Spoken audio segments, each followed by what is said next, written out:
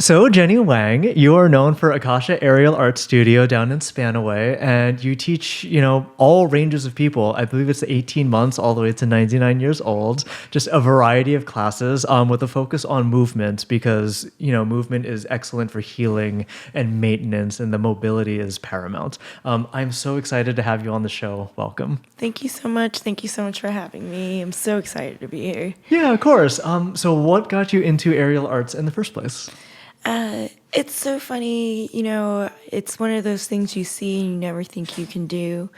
And I was just on Groupon one day. Yeah.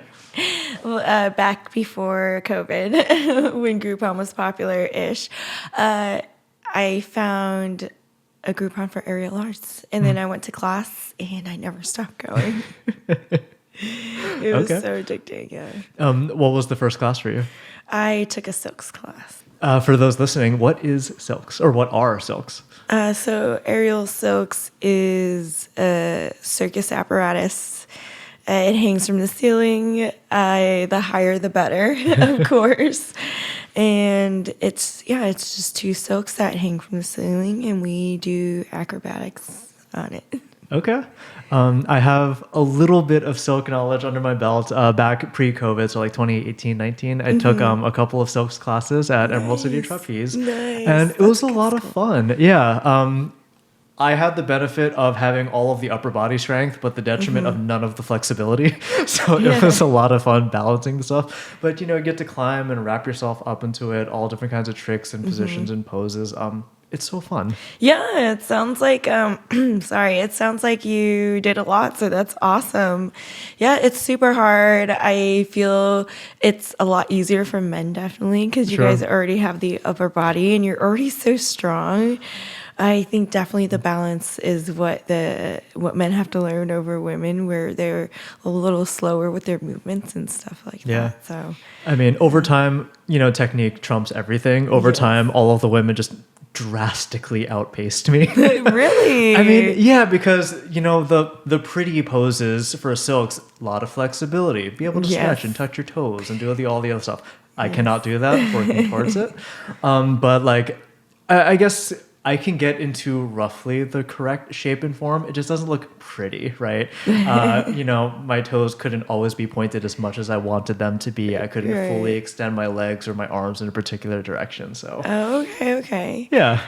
I think the thing with aerial arts is, especially being in aerial Olympics and stuff like that, they don't really focus. I mean, pretty pointy toes and straight knees are always nice, but they don't always have to be that way. Sure. Aerials, it's a form of art. So however you choose to express that art is how you choose to express it. So don't make anybody make you feel bad if you're not pointing your toes. Yes, thank you. Or it's sometimes it's pretty that way. So. Yeah. What other kind of aerial apparatuses exist? Oh, there's so many. Yeah. Really, as many as your imagination could think of, somebody can probably weld together and make. Yeah. I've seen some pretty cool ones, besides the ones that we already have at our studio, which is like the lyra and pole, flying pole, lollipop, and hammock. Okay. And silks, of course, but there's so many. There's I saw somebody have a pizza one that was pretty cool. Pizza one? How does that work? So it was just a giant metal frame triangle, and then they had the bar for the crust, and then there was like circles in between for the pepperoni. It was pretty interesting. Okay. So I like that one. That was cool. And then there's normal ones where we see like there's the moon one, like I've seen chairs and ladders and stuff like that. Okay. So, I think one of the coolest ones that I've seen was a giant anchor from Jane Carter. Oh, yeah. So just watching the performance on that one, it looks incredibly heavy, very heavy duty. But the performance is so cool. I just get to dance and move around it while you're in the air doing stuff. Oh yes, the anchor is so hard. I love it so much. Yeah, you can really be a mermaid on it and stuff. Yes, I've seen somebody do a high dive off of it as a mermaid. What? I thought that was really cool. Okay. And yeah, that's a really cool apparatus, definitely. What would you say are maybe like the top 3 most common apparatus? Ooh, I think I don't know, common for who? I think it depends because apparently, like I would think Lyra would be a common one, but it is not out there in the world. Okay. Yeah. And so, one of our amazing aerialists that I know, I can't remember his name, Brandon, I think. Okay. He did the horse circus one. Horse circus. Yes. Okay. I can't remember what that was called, like Equestria or something. Yes. Okay. It was so cool. But he was the expert Lyra person because he knew how to spin. And nobody has seen it before. Okay. And I thought that was just so crazy because I was like, oh, I thought everybody knew what this was. Yeah. So I think maybe more common is what people actually see in circus. So probably like the trapeze or something. Okay. But I think for aerialists, we usually start with like silks or hammock or the lyra. Okay. Do you think, is there a progression towards the apparatus? Like, is it more beneficial to start with one versus the other? So it's so funny. In my experience, I've noticed that, I'll tell people what the easiest apparatus is because they'll ask. Okay. Or what's a nice entry. So like maybe they'll come back for more. Yeah. And I would always tell them to try hammock first. Okay. But I've also noticed that people who do not start on, say, silks was my hardest apparatus in the studio. So people who do not start on silks, have a hard time doing silks. Okay. And they go in and out of silks, which is really funny. So when they switch up apparatuses and they come over to silks, they don't stay in it as long. Okay. And then it's very frustrating for them. or they end up leaving it. So I don't know. I think what you like is what you like. I think I've noticed people who do lyra are pretty hardcore. Sure. Like they're like the ones who will go, jump off a waterfall. Like, they're those kind of people, or who hung upside down on monkey bars as kids and stuff. Those are the people who are really good for lyra. Like, they're super daring. There's something about them. Okay, so it sounds like, if you just like a particular apparatus, just really focus on that. You don't need to build up through different pathways. Just go do the thing that you want and then progress that way. Yeah, I definitely think that would be the way to go. Sorry. Hi, cutie. Yes, we see you. Yes, we see you. Hi, sweetheart. Yes. So what are some of the classes that you teach over at Akasha? So I teach all of them. Okay, got it. I teach the silks, hammock. We have lyra, aerial yoga, lollipop, flying pole, and pole. Okay, yeah, you are so talented. That's quite the range. Oh, no, you're so nice. Thank you. I just liked a lot of things. Okay. And then I decided to take them all. I mean, yeah. So tell me a little bit about the space. What's the studio like?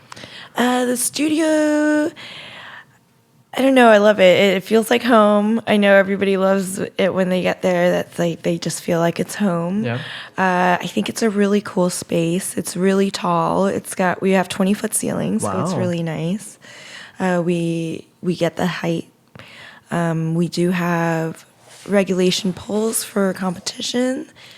But yeah, we have really cool lights. The silks are UV active, so it's really nice during shows. And then it's a nice space. Okay, it's a place I just created. Yeah, no, it's lovely. I remember checking it out like 2, maybe even 3 years ago at this point. It was a spring showcase that I did some photos for. Yeah, it's a really cool space. It's modular, so you can kind of move things around. You have incredibly tall ceilings. Yes. The lighting is really cool. Thank you. There are mirrors in places, at least from what I remember. Yes.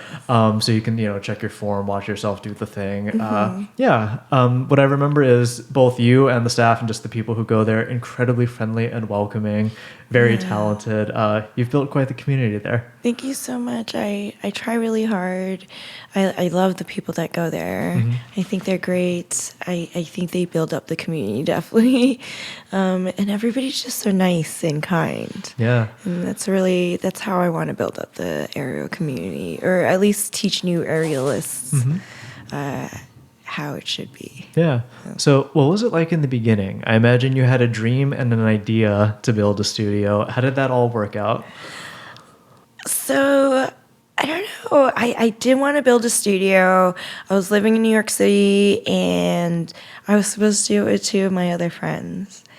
And I ended up moving to Washington, and so we didn't build a studio out there.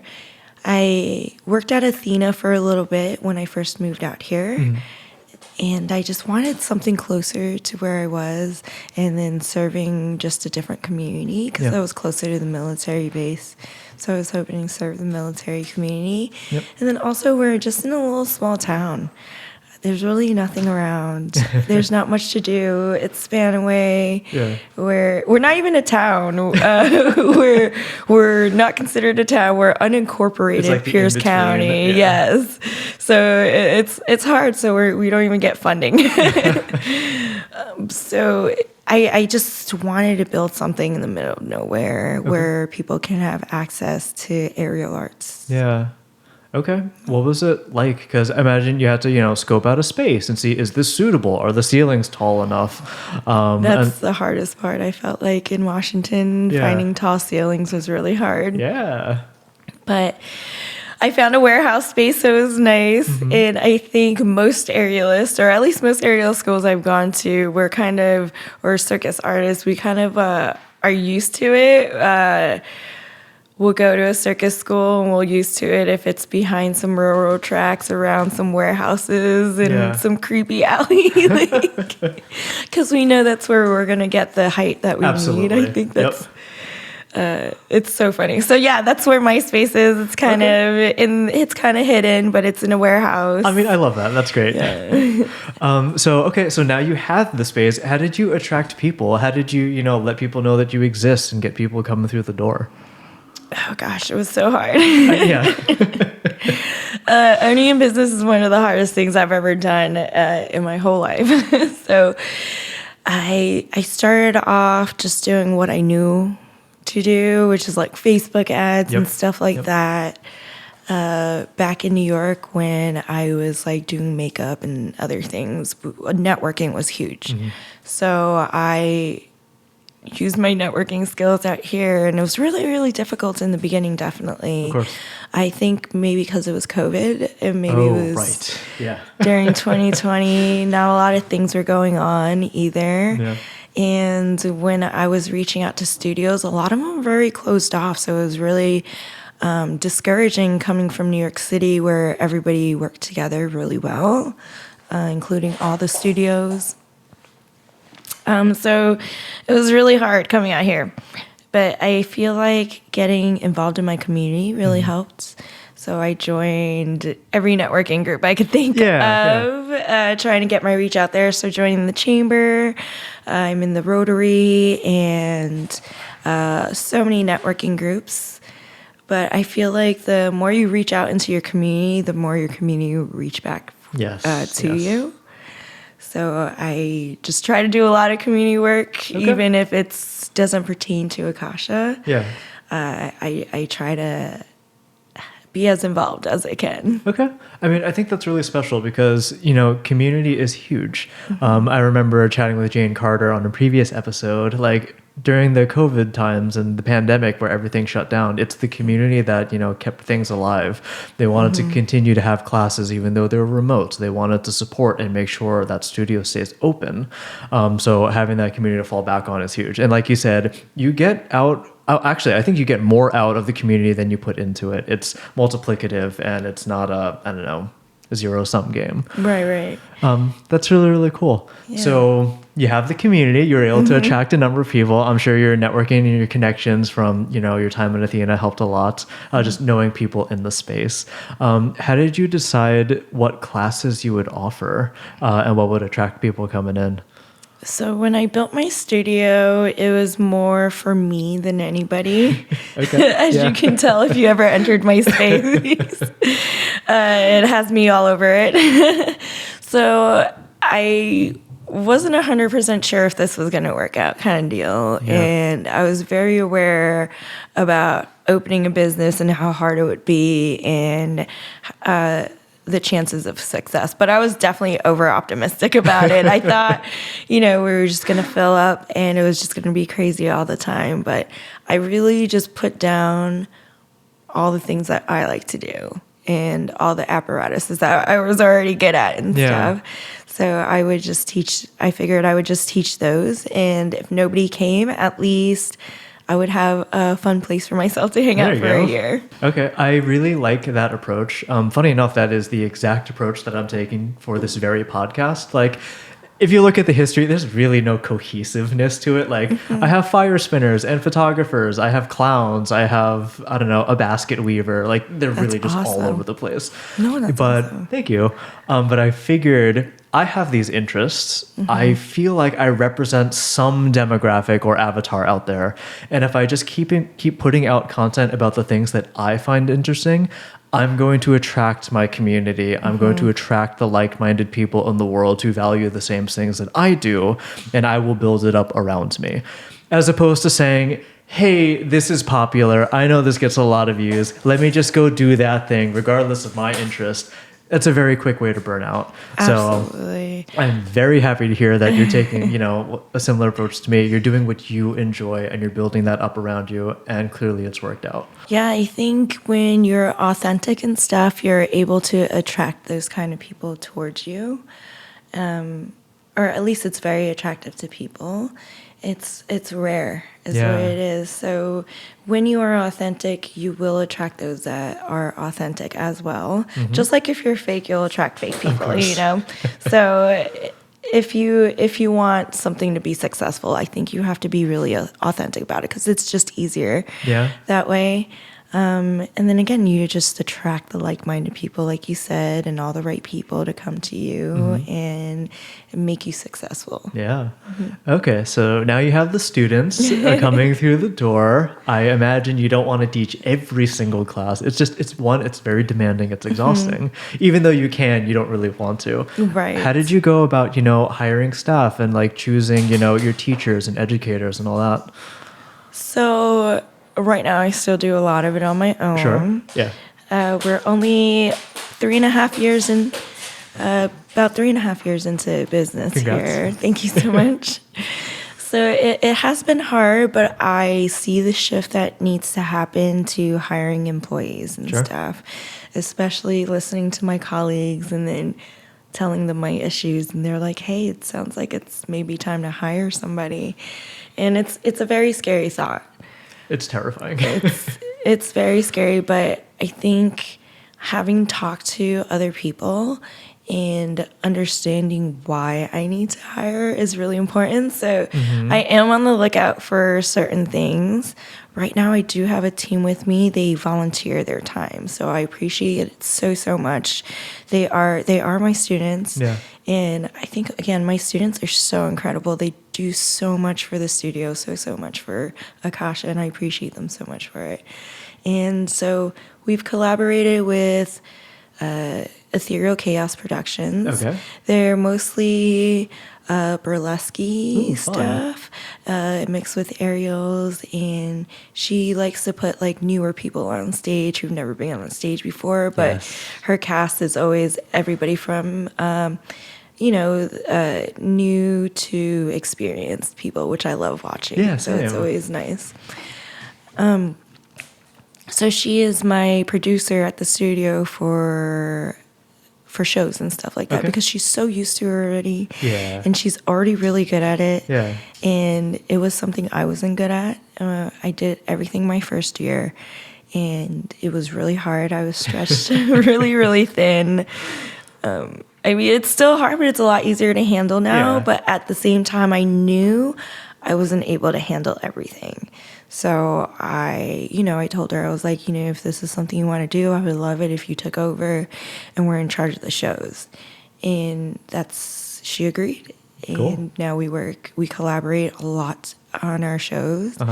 And she has amazing connections as well in Tacoma, and she works in Tacoma with children and all the theaters around Tacoma. So it's really nice. We get to go on stages. We've been to Comic-Con and Crypticon together, and she brings her crew. So I have the aerialist, and she has her actors and people as well, and performers. So we just kind of mix together, and it's really nice. So we have a whole troupe. Yeah. And then so my other person underneath me, not underneath me. I know what you mean. Yes, in partnership. My other employee, she's not really employee again. They're volunteers, they're students, they're amazing. Her name is Brittany, and she runs the showcases. So she's in charge of the showcases, and we're having competition at the end of the month. So Cool. She's in charge of that as well. Again, it's just something I wasn't able to do, but still wanted to do. Yeah. And I brought it to them, and I was like, hey, if this is something you're willing to take on, I will let you run this. Yeah. And that's pretty much it. So that's how it started. I give them a lot of freedom. I want them to be as creative and as artistic as they want to be. Mm-hmm. I don't ever want to dim their light in any kind of way. Yeah. And definitely try to help guide them. Yeah. As aerialists and performers and stuff, but they all have their own strengths that they bring to Akasha, so I love it. Mm-hmm. No, that's awesome. One, I'm glad that you're able to have these people and the community around you to support all of that. I always viewed on paper, yeah, businesses are created to make money. I get that. Mm-hmm. But I also view businesses as, they try to solve problems and fill a need. And when done well, these businesses can act as a vehicle to take everyone, involved in it mm-hmm. and grow them and achieve their own individual goals. So having the students being able to, rise up, take more responsibility, mm-hmm. start teaching things, start hosting events, start, procuring and creating and crafting all of these different elements. They have a vehicle that gives them exposure and experience and hands-on time with these concepts, so they get to grow as people. I think that's amazing. Exactly. Yeah, we grow together. Some things we have more experience than others, so it really helps out that we are able to be a team. Yeah. Speaking of team, I also think it's an incredibly important mark of leadership to know, you can't do everything. And if you try to, the whole thing fails. Yes, absolutely. Yeah. From experience. So definitely. It's hard because it's my business, so it's really hard letting go sometimes. Yep. And I do like to, I don't want to micromanage, but sometimes I'm just like, what's going on over here? Sometimes I'm just way too lax on it. So I think it kind of annoys my partners there sometimes. Yeah. But because sometimes they'll send me stuff and I'm like, nope, I didn't read through that or something. Please don't put that on there. But I try really hard, but also that's why I have them. They're there to help me do the stuff that I don't want to do or am not able to. Yeah. I think starting your own business is absolutely terrifying, and similar to you, it's one of the hardest things I've ever done, just period. Because the joke is, so I was a program manager at Xbox, so Microsoft, and I did that for a number of years. And then I left that to go start my photography business. And the joke is I left one job to pick up 10 jobs because now I have to figure out web design and marketing and taxes and accounting and, you know, everything else that running a business involves in addition to the thing that I'm trying to do. Yeah. And it's just so overwhelming and difficult, and you have to wear 17 different hats. Yeah, it was really hard. It's still hard. It was definitely hard the first 2 years and stuff like that. Trying to understand who you are and where you are when you own a business and stuff. So it was really difficult, definitely. Wearing all the different hats. Oh my gosh, so hard. So yes, I'm learning trying to delegate, and it's a lot easier if I just let them do their thing and then check on their work, and they just give me they ask me questions and I say yes or no, and that's it. Yeah. I mean, it's the difference between working in the business, teaching your classes, running the day-to-day, versus working on the business of hey, how do I grow this? How do I make all of us a little bit better? How do I optimize this little thing so we're just a little bit happier at the end of the day? Yeah, oh my gosh, that's definitely, running the business is so different. I definitely would rather just go in and teach and then leave, And I think it's hard owning a business because not a lot of people own businesses. Yes. So there's really not a lot of people to talk to. Also, yes. Because when you talk to people, they give you guidance or information that you probably shouldn't take because they don't run a business and they don't know. Yeah. I think that's why I joined the chamber and stuff like that. So Yeah, more business people to talk to. And it's a lot nicer to see everybody go through the same things that I am, or at least the ups and downs. And I hate it because when you work for yourself and you don't do anything all day, you feel like you didn't do anything. And and then you hate yourself. So understanding that other people do that too. Yeah. And life happens to everybody. So owning a business is really hard because life still continues to happen, and you have to be able to push through if you want your business to be alive. Of course, yeah. So I mean, I'm kind of at the point in my life and my business that I mean this very respectfully. I'm only willing to take advice from people who have done the thing that I want to do. yes. Because not saying that the other advice is bad. Honestly, they could be saying the exact same thing. But just they may not always have the same perspective, and until you've gone through all of the shit that you have to go through by running a business, you just don't quite have the same understanding. It's not like I don't value their opinion. It's just I just need to put my trust over here.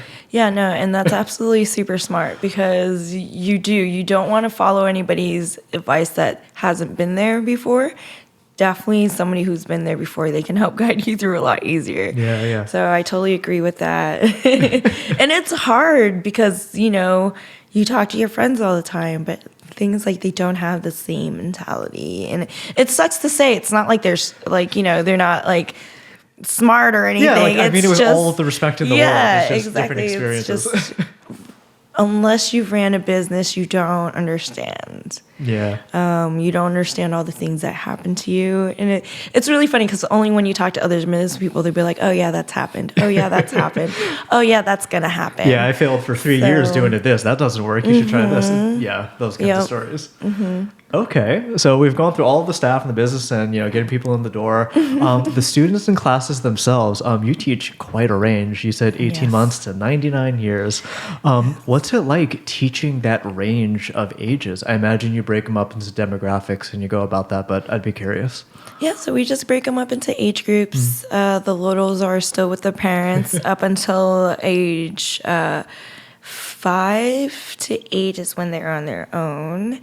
And then 8 and up, they're also on their own, but then they're into the aerial apparatus. So for the beginning, it's more about training, about getting their dexterity down, a lot of their balance. Some are still learning to walk and stuff like adorable. that. I know, I love it. It's so cute.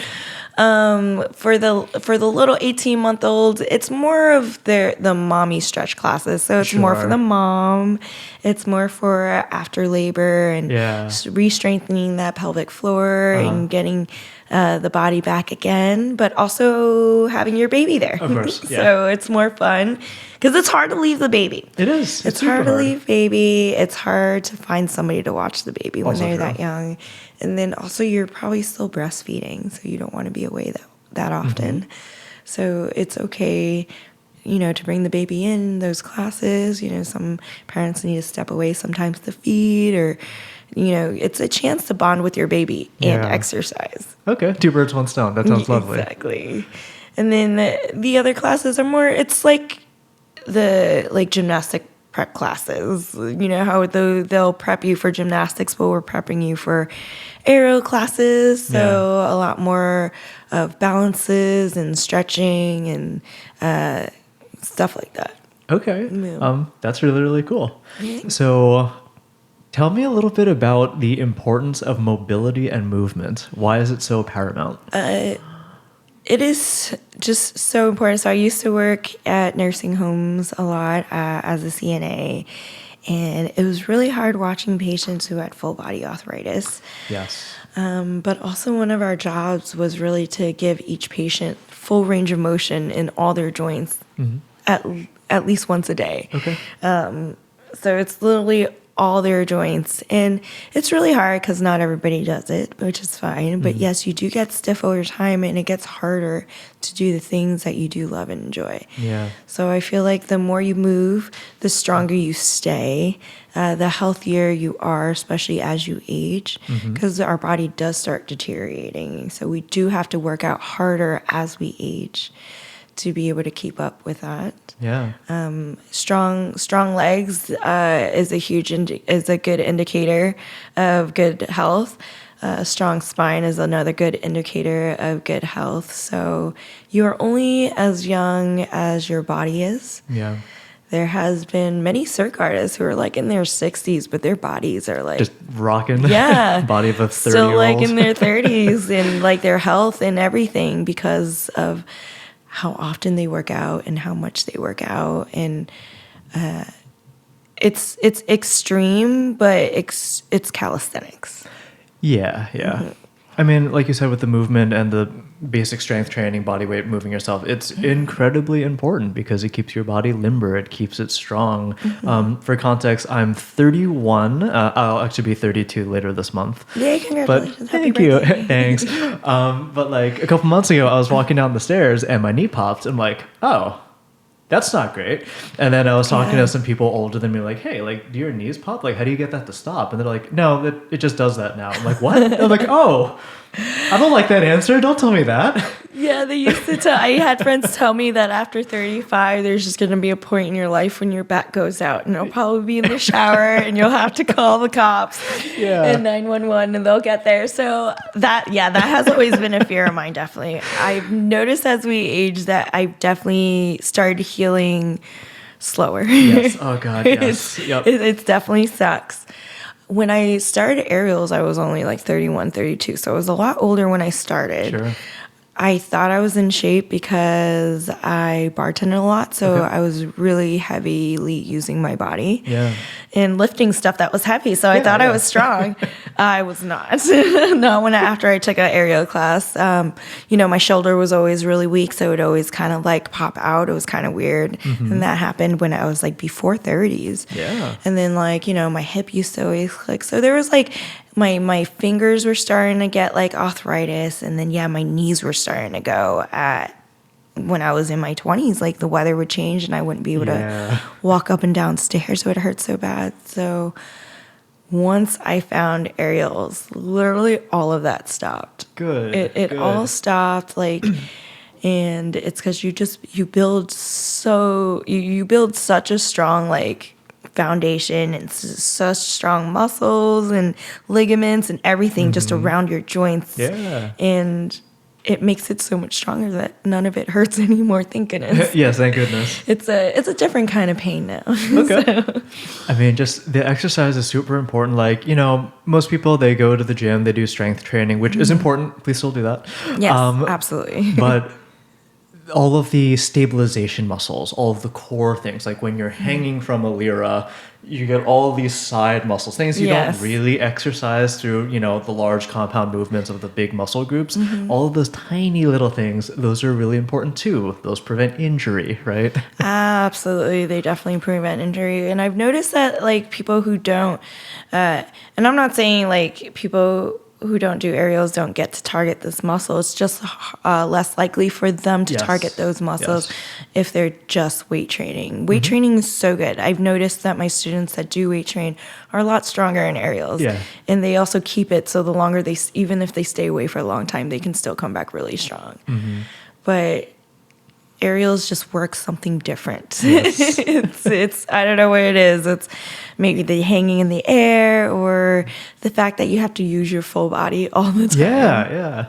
I think that's what it is. I mean, so in addition to the just like, exercising part of it, there's so much artistry to that too. Because, if you can go to the gym, you pump iron, you do, 5 sets of 5 or whatever, it's more or less mindless. But with this, like you're constantly mentally engaged. Yes. There's artistry, there's something to do, you're changing forms, positions, and all the other stuff. Can you talk more about the artistry behind it? Yeah, sure. I think it starts with the mental and stuff. So when you first come in, it's not like a gym. You don't have to focus on body parts. You focus on the movements, and it ends up working out your whole body. You do learn stuff like patience and things like if I don't get it today, I'll maybe get it next week. Yeah. And then also you learn not to push yourself that hard, which a lot of us very much like to do, because we learn if we push ourselves really hard, we will get injured. And I think a lot of that makes us more focused on self-care and self-love, because a lot of it is when you can't do a trick, it's a lot of negative talk to yourself. Sure, if you ever realize that. So you are always just like, why can't I do this? Why do I suck? Why can they do it? Why can't I do it? So stopping that in class, especially when my students voice it, I instantly stop that. And then I think in turn it makes you love aerial arts a lot more. And then I think that your love for aerial arts translates into the artistry part of when they start creating their moves, and they start to create their pieces and stuff for competition and shows. I mean, I feel like the reward and payoff is so satisfying. Like you were saying, you're trying to get a move or a trick or a technique down, and you'll fail at it a bunch of times in the beginning, 3, 4, 10, 15, however many times. It can be a very long period of time. But once you actually get it, you're like, I've been working to this for so long. I'm finally able to pull it off. You can see the growth over time in your execution, and it's really, really cool. Yeah, I think it's really cool. I see improvement in my students every week, even if they don't. I think it's just the coolest thing ever, because if I can't do something one week, I can definitely do it next week for some reason. Yeah. So. I mean, it's that growth mindset. Like it's cliche, but there's so much truth to it. Yeah, it's a mind shift change or mindset shift. Yeah. Definitely, negative thoughts become positive thoughts and stuff like that. I think it really helps. Yeah.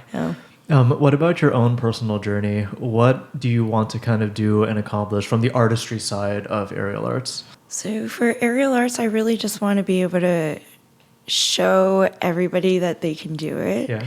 So any type of person, I want them to know that they can do it, really, because a lot of people just think I can't do that, or there's no way I'd be able to do that. So I want to be able to show everybody that they can. I really want to grow aerial arts big to just, I don't know, I just want everybody to feel how much I love aerial arts, because it's so nice when students do come in, it's their first class, and then they leave on their way out the door. They just love it. They're just beaming. Good. They're so excited. And it's like, it's so great to see, because it's like, oh yeah, you knew how I feel now. Yeah. So that's always nice. The passion is clearly there. It's just radiating from you. So that's really cool. You. Yeah. But I think trying the new thing is really, really important, even though it's scary in the beginning. Me personally, I've probably picked up and dropped more hobbies than most people have ever tried. Same, I just chronically cycle through them for a long period of my life. But the first 20 hours of learning a new thing, your familiarity and your experience and your rate of growth, it's almost like a straight line. It's wild. You just learn so quickly in that period of time.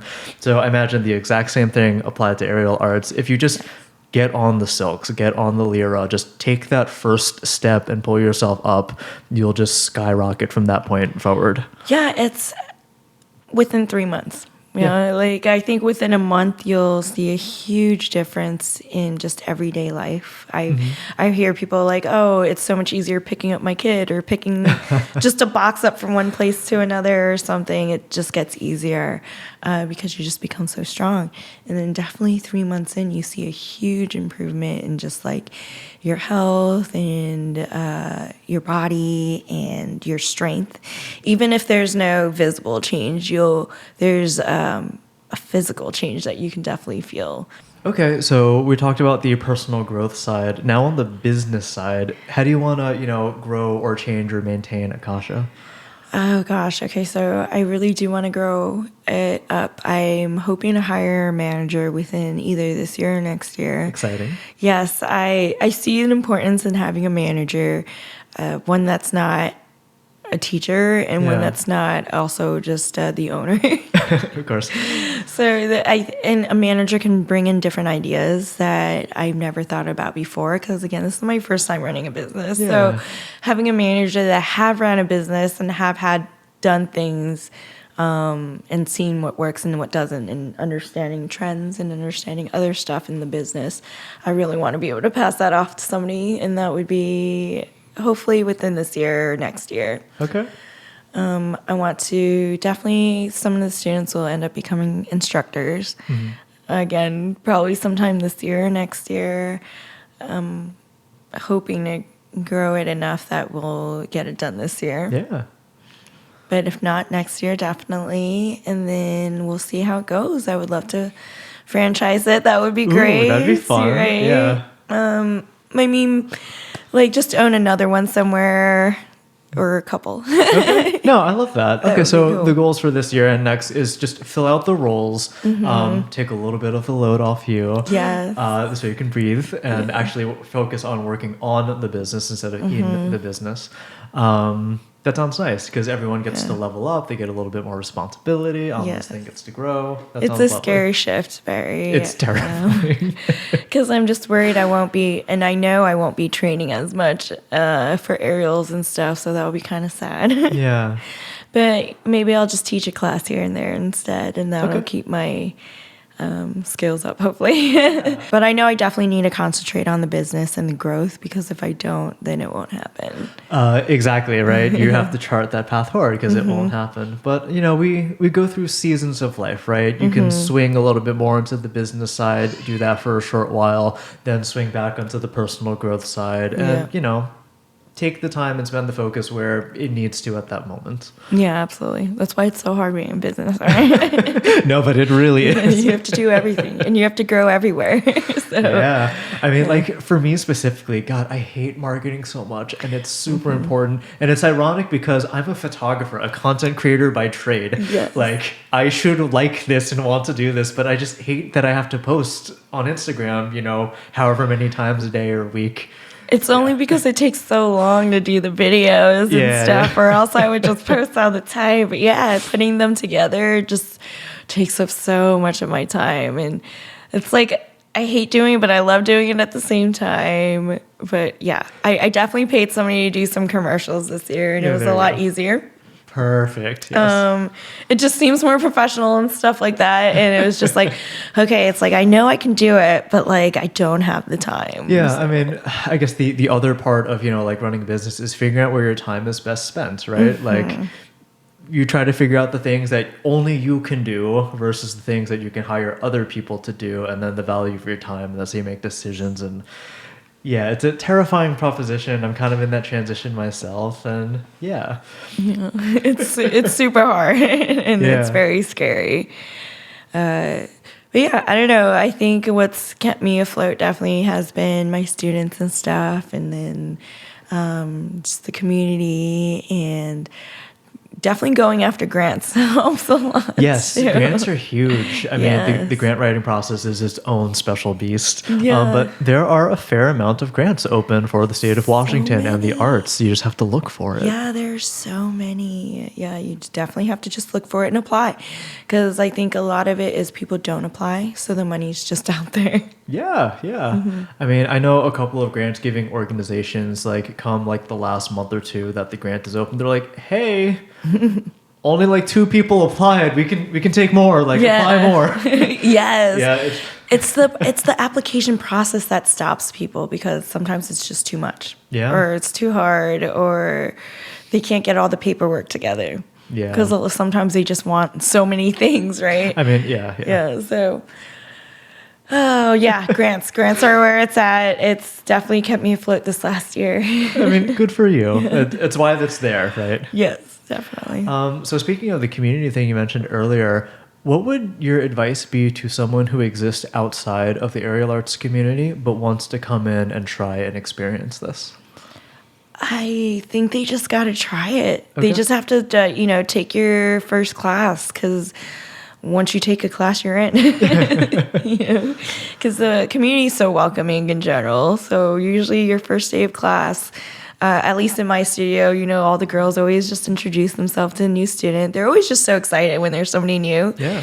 And they just want to tell them how much they're going to love it. And I love how enthusiastic my students are about everything. But it's a great workout, and it's so much fun. Mm-hmm.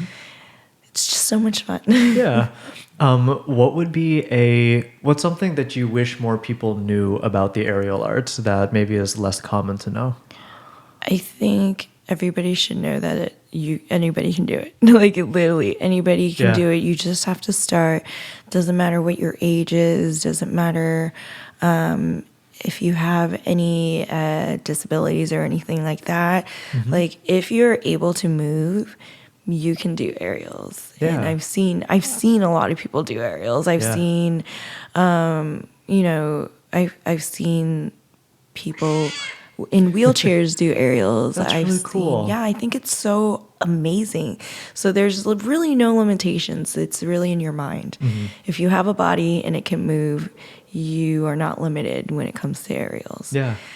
I do get a lot of questions. I think initially, definitely, I got a lot of questions about whether or not weight was an issue and stuff. And I think if weight is an issue at an aerial studio, then that is not the correct aerial studio for you. Yeah. Everything should be set up correctly that any human should be able to hang on that point.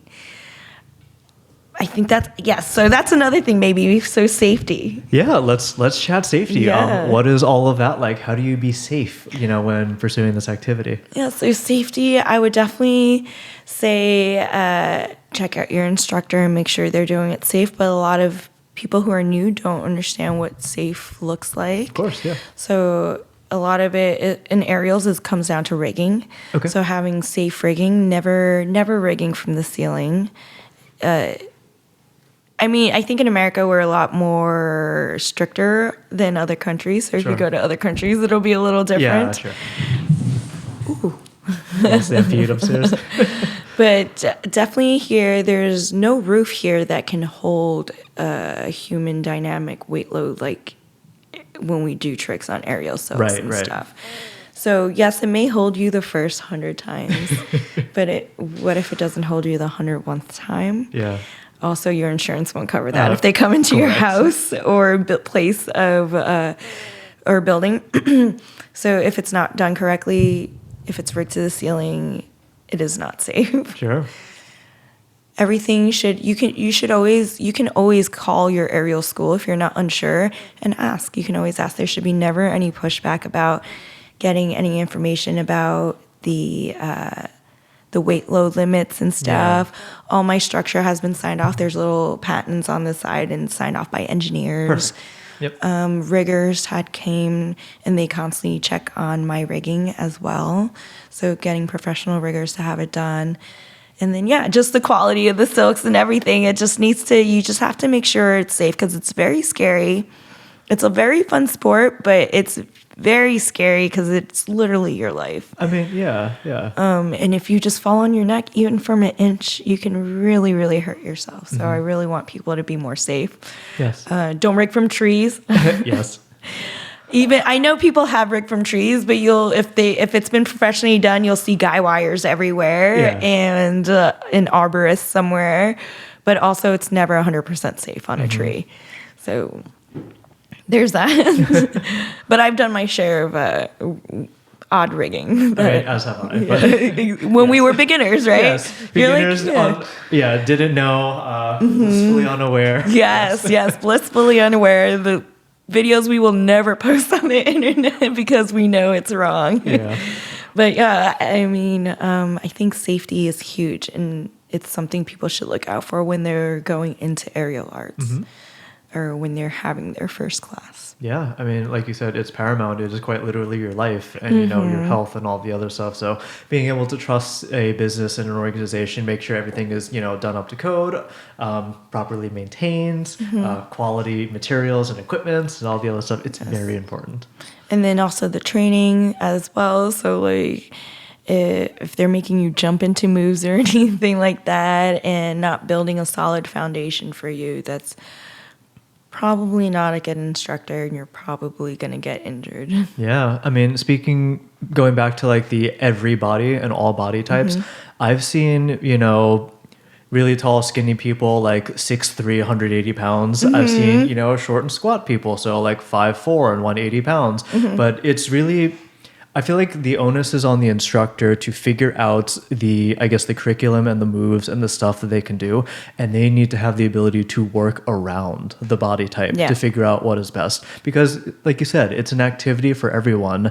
We just need to find the right movements and techniques and positions to accommodate everyone. Yes, I agree. And I think that comes again to the age thing too. Yeah. So different ages do require different things. And then understanding where your student is the most important part, I think, of being an instructor, because not every person can do that same move. Yeah. Or not every person can get into the apparatus the same way, especially on their first day or something. And then so you can't teach everybody the same way. Yeah. You definitely have to meet your students where they are and then build them up from there. Yeah. I mean, when I was younger, I naively thought that like, okay, I learned everything in this level of, curriculum and course. Now I can just move to this one and this one. And it makes sense at face value. But when I spent more than 2 seconds looking at it, like not everyone learns 100% of the stuff in here. They have really strong skills in this area, but maybe not this one. And this area, maybe not this one. So when you're teaching something new for the first time, they may be able to get this portion perfectly and they'll struggle over here. And then you have to adapt and kind of cover those gaps. So teach the knowledge and all that stuff. Yes. Yeah, I love teaching. I think it's so much fun. I'm learning so much. Good. I learn so much from my students, and then it's really interesting when I do have to like adjust my teaching or or teach a little differently than normal or something. Because I usually do follow like a script or a track or whatever. But when people again coming, I have to meet the students where they are and stuff like that, and I have to still make sure they're still having fun, because that's what makes you come back. Yes, it's the fun it can part. be hard as long as it's fun and they executed the trick. They're more than likely they'll come back. How has teaching changed your relationship with the art form? Do you appreciate it in a different way? Learn some new stuff? So for my example, I'm a photographer by trade. I've had people come up to me like, hey, teach me things. I'm like, yeah, okay, let's do it. But as I'm teaching them, I realize I have gaps in my knowledge. Like they'll ask like, hey, why does this thing work? And you can't just say that's just how it is. I mean, you can, but you're not doing, the proper service and respect there. So I have to go back and educate myself like, oh, it actually works like this because of X, Y, and Z. Or we do this technique because it helps with this, this, and that, and it saves you from that mistake. But things that I can very easily gloss over just by doing the thing in practice, my relationship with that material changes when I have to teach it, because now I have to know it front and back and be able to answer the questions about it. Because I've been teaching for so long now, I think it's just I'm able to, I just talk so much. I call it like word soup when I'm teaching and stuff, because I'm like literally just talking through every single step that I'm doing. Perfect. And I think it's helpful. I don't know, I'm pretty sure after a while it gets too much, but I guide them through it once they're up there. But I think just a lot of words for me, able to speak and show at the same time. Yes. Is a lot easier for me. And then I'm able to catch little mistakes now because I can see them, compared to like before when I was just a student myself and just performing and stuff. It wasn't the same. Like I couldn't understand why like my knee wouldn't straighten or something, or I couldn't understand why I wasn't able to do this move. But now as a teacher, I understand the foundations and then what I need to do to make this happen and things like that. So one thing I've learned about teaching is people learn in different ways, and sometimes you need to describe things in different ways. So I don't know if this is like a named term, but I call it the Mojo Jojo style of teaching. So Mojo Jojo from the Powerpuff Girls is a character who repeats things over and over, and in various variations. So like, hey, the car over there is red. That is a red car. That car is the color red. And you just, different permutations, because one of those things may click while another one falls short. Yes. So by doing it in different ways, it just helps people grasp the material just a little bit better. Yeah, that definitely, Gosh, I used to do that a lot when I was like, I bartended for over 20 years. Yeah. So like, yeah, like when somebody wouldn't hear me or the way I would say something, I would say a different way or ask a different way, and then you would do it again. And then, yeah, that's how you got to do it. Because yeah, some people take in information differently. I always tell my students, hey, like, because they come to me and I'm the only one in the studio, I'm like, you should maybe try other aerial studios, try other instructors. You never know. Everybody teaches differently. You can learn something new, even if it's an old trick or something like that from somebody else because of the way they learned it or the way they signal and cue you. It'll make more sense. Like, for example, for like body rolls on the pole, it took me 3 different instructors. Sure. Which means it took me 3 different weeks to get this move down finally, and it was so bad. I had no coordination. But it took that 3rd instructor explaining the way that they explained it for me to finally get it. Yeah. So, I mean, also sometimes it just takes time to sit with the material just to really have it digest and understand.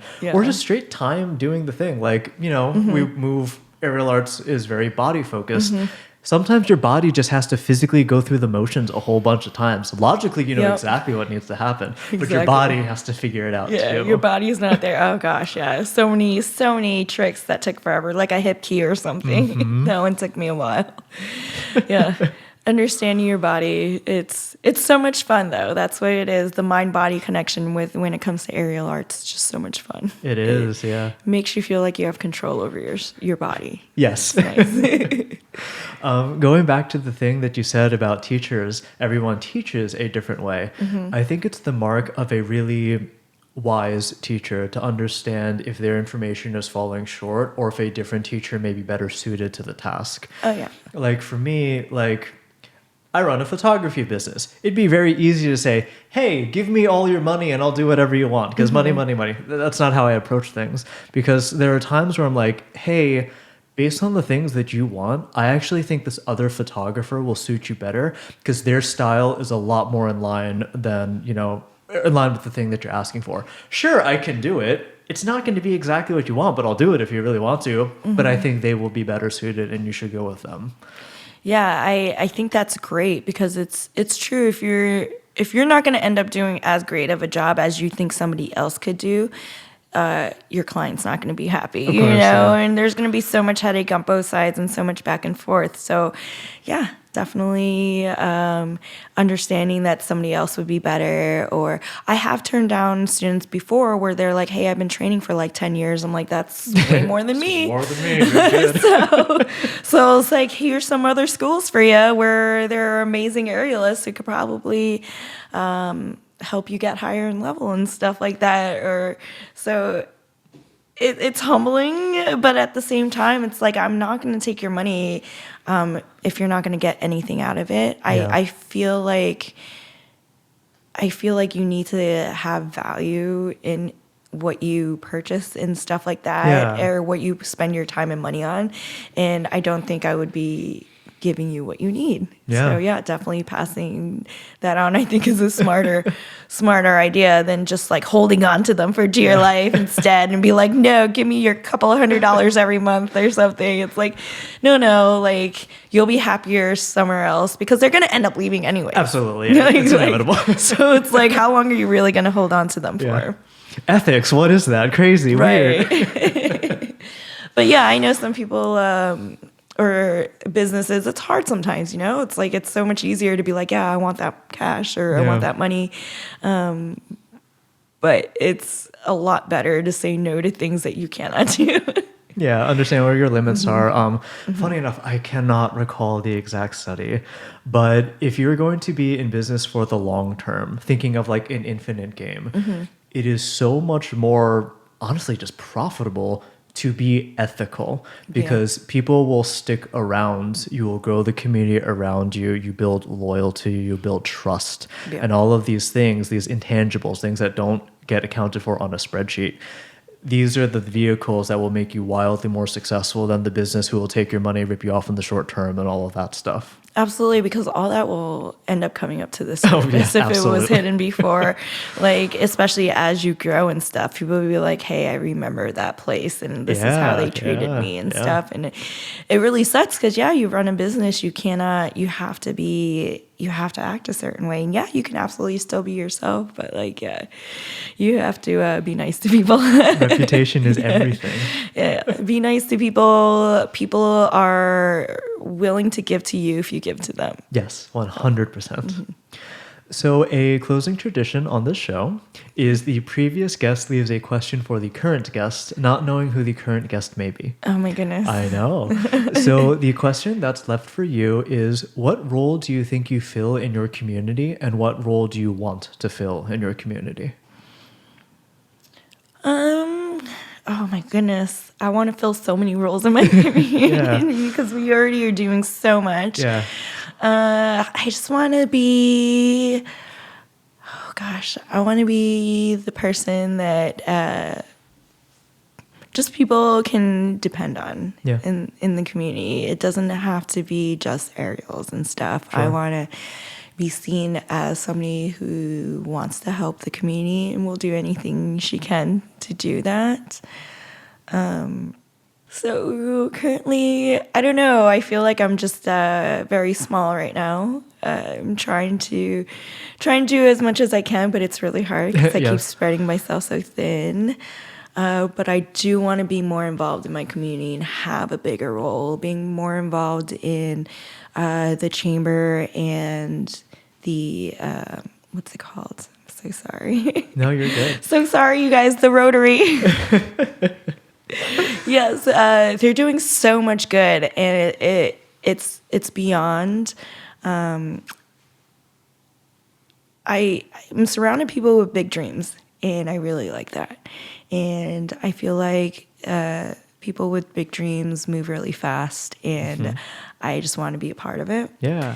And I think whatever it is I do in it, I want to do really well at it. Of course. I'm not really sure what role I fit into right now. I think I'm still trying to find it, which has been really difficult. Yeah.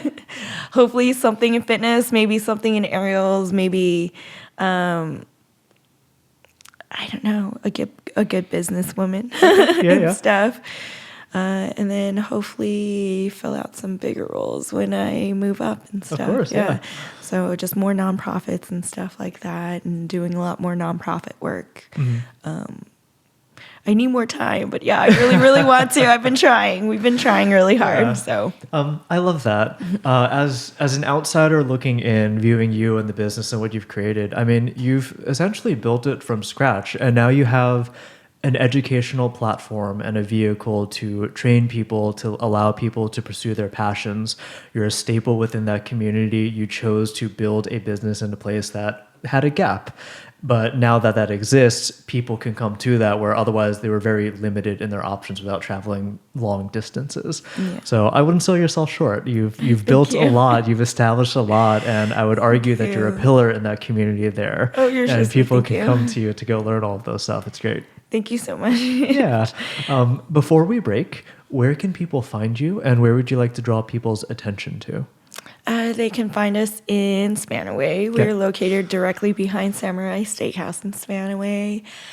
I'm sorry, what was it? Of course. Where can people find you? Both online and, physically. And where would you like to draw people's attention to? You can find us on all the social media platforms. We're on TikTok, Instagram, and Facebook at Akasha Aerial Arts. I'm so sorry to ask you again. What was the last part of that question? Where would you like to draw people's attention to? Okay. I think I want to draw people's attention to just movement and exercise part of aerial arts, like the calisthenics part. Focus on that more than the pretty moves and the artistry, because that part will come. And I think it also discourages some people. So just come in for the workout. It's a lot of fun. Come in for the community, come in for the workout. You don't have to perform. That's the best part about the Yes. studio. You don't have to do any of that. You don't have to perform. You don't have to compete. Just come in, hang out.